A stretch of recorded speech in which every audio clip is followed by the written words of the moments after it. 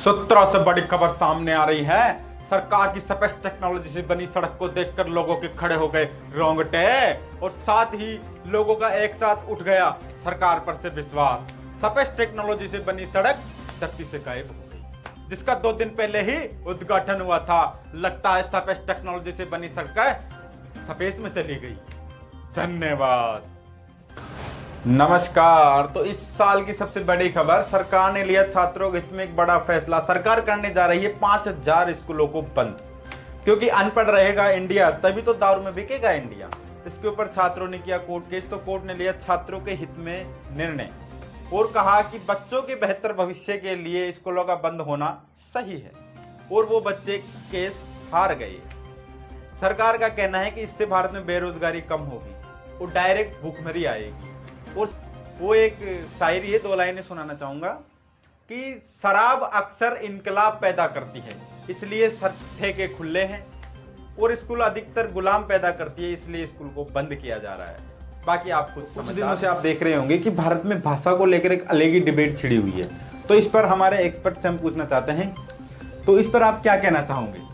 क्या ये सही है या गलत? सही है, बिल्कुल सही है। देखिए, महाराष्ट्र में रहने वाला मराठी बोले, तमिलनाडु में रहने वाला तमिल बोले, ये क्या बात हुई? और गुजरात में, और अगर कोई नहीं करना चाहे तो उनको निकालो वहां से।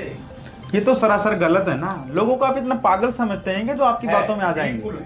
अरे भाई, जब इनको बोला गया कि हम भारत को हिंदू राष्ट्र बनाएंगे तो ये मान गए। इनको कहा ताली बजाओ थाली बजाओ, इन्होंने तो ये भी करेंगे उसी प्रकार से।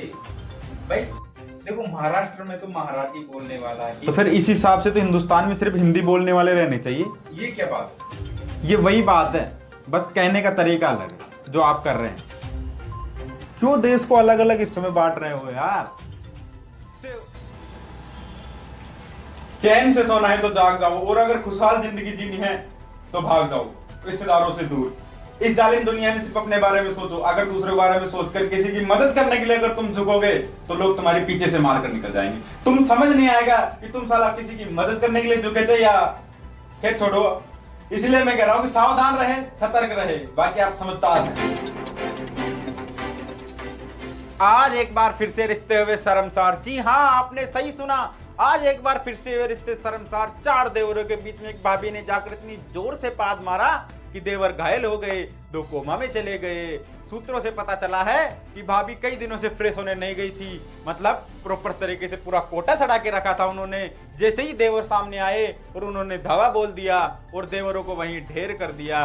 इसलिए कहते हैं कि भाभियां बुलाती है मगर जाने का नहीं, और अपनी जान ऐसे ही गंवाने का नहीं। इसलिए सावधान रहें, सतर्क रहें और भाभियों से दूर रहें।